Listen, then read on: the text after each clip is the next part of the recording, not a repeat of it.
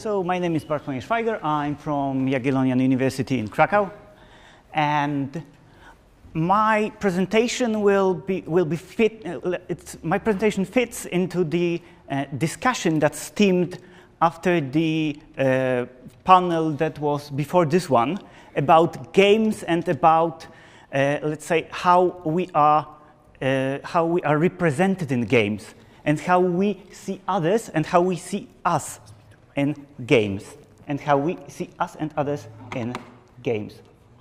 So it will fit to the discussion from the previous panel, and it will be about games in Poland, Macedonia, and US. And it will be, let's say, saying about the another side of a coin about which the Bartłomiej Schweiger speaks.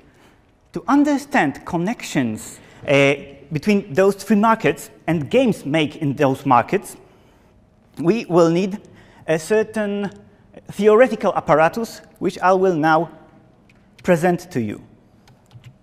Okay, discursive hegemony. So, first I would like to say that I understand discourse in a more sociological way, not in a textual way, but in an interactional way. And how do I understand hegemony? So this is our little theoretical monster.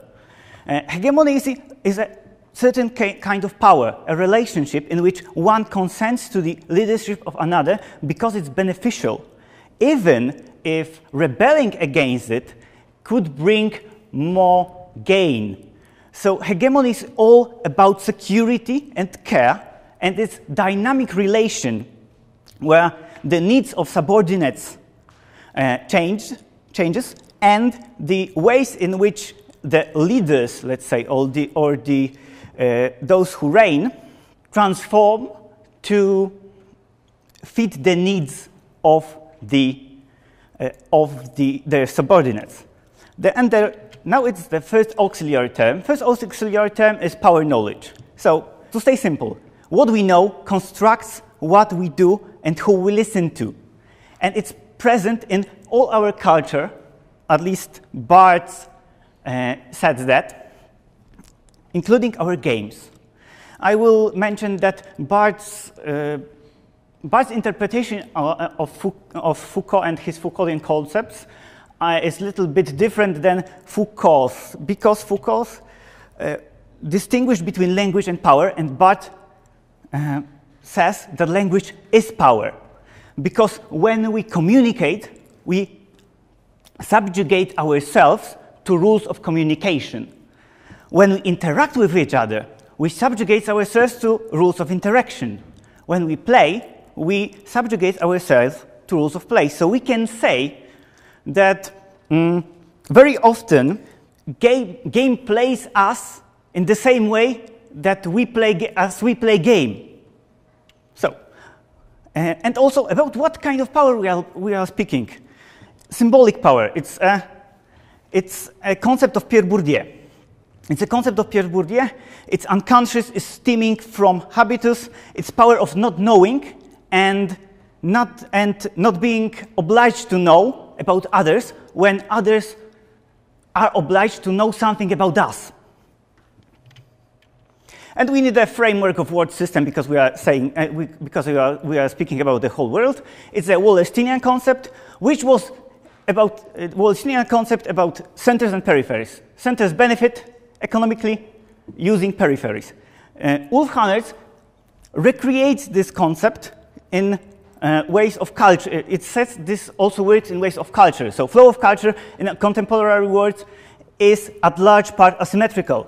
Flow of meaning and meaningful form contributes to a political and economical subjugation, and cultural diversity may be the form of resistance. And now I will show you how those terms relate to our three countries and to computer games. But first, a little bit of methodology. So, I used in my studies content analysis of gaming portals and games, database analysis, analytical search strategies like brief search and citation index strategy, and informal conversational interview in case of Macedonia. Because, let's say, finding Macedonian games was much harder than finding games, Polish games or USA games. So, we've got US, Poland, and Macedonia. I called one of them the center, US, one of them the semi-periphery, and one Macedonia. Why those three countries? To be frank, it was a little bit of an accident, because about a year ago, I was asked by my professor to prepare something about Macedonia. Let's say, I'm studying games, so I think maybe I will do something about games in Macedonia and Poland.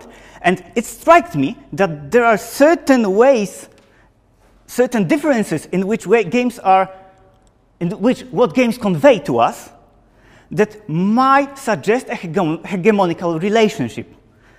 First, production-wise, when we see on this Wallersteinian concept, we see that the let's say, creational power of US, Poland, and Macedonia is uneven. Yeah, but what is more interesting is culture and narrative and rule-wise. So, first, USA. USA is a frame of reference to us.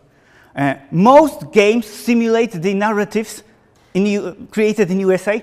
Most games simulate rules that were created in USA.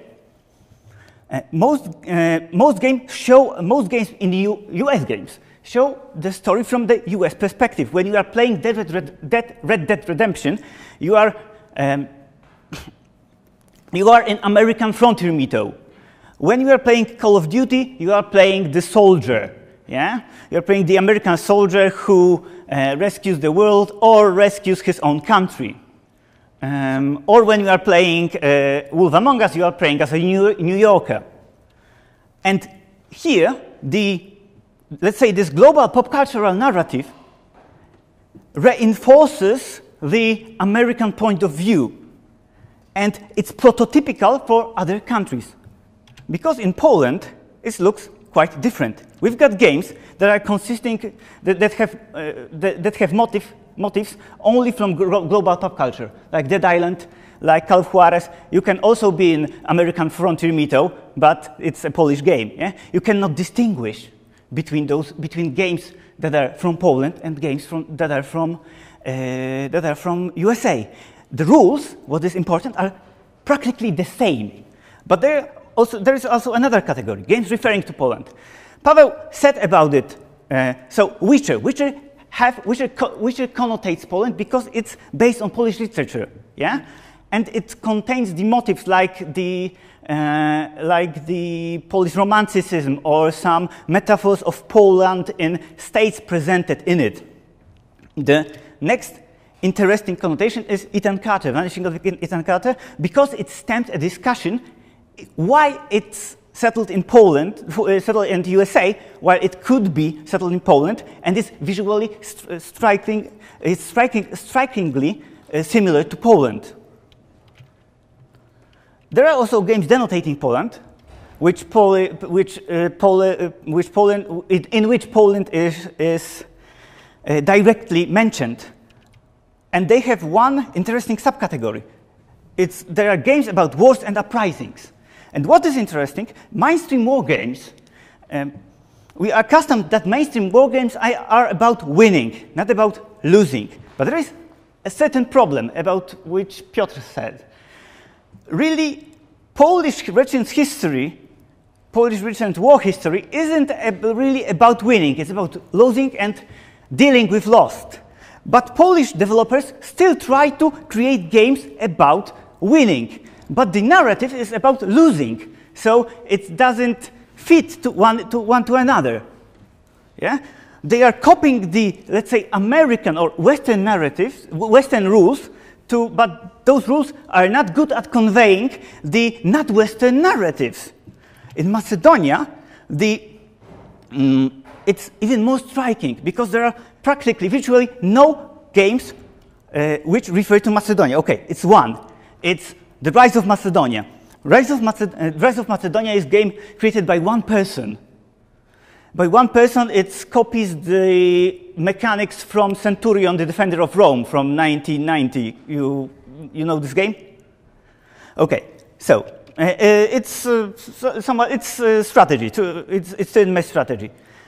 And for Macedonians, let's say, Macedonians regard the ancient Macedonia as part of their history, as well of nobilitizing their,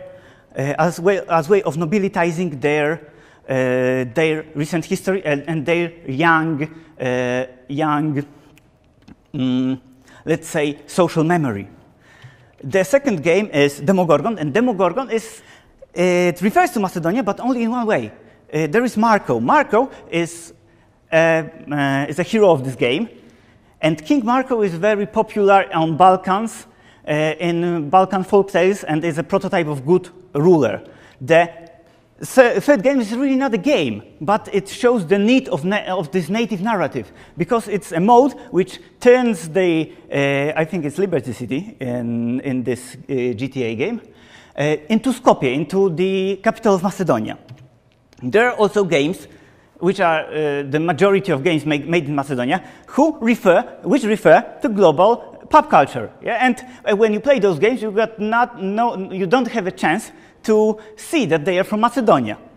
But there is one interesting game, and it is Sonder. Sonder is not yet published, but his developers are promising us that they will want to create the polyphonical narrative, when you will be able to play games from different perspectives of different persons.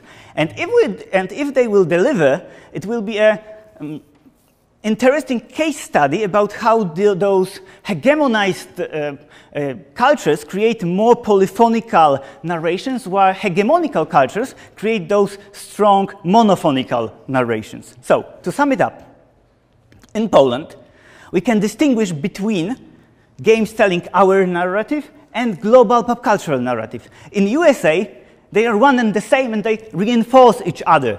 In Macedonia, the native narrative is virtually non-existent and not visible, it's invisible. So, we've got hegemony of narratives, okay, but what with hegemony of rules? Because when we all use the same rules, we all use the rules of, for example, first-person shooter or real-time strategy, we can say it's complete hegemony, but it's tricky because this symbolic power cannot work if it cannot distinguish. If everyone uses the same rules, there is no distinction, so there is no symbolic power, because we all use it as tools, not as, let's say, not as tools which are politically infused, but as neutral tools, because we cannot distinguish between our and someone else, between us and someone else. But where is this hegemony suited? I think it's in the way that narratives connects with rules. So those rules are better suited for simulating the narratives from the West, or from the hegemonical narration, than from the narration of someone subjugated or halfly subjugated. So, I want to leave you with two questions. Is this hegemony bad? Because contemporary hegemony scholars say that it's not always bad to be a hegemonical relationship. And second, if it is bad, how to resist it or subvert it? And thank you.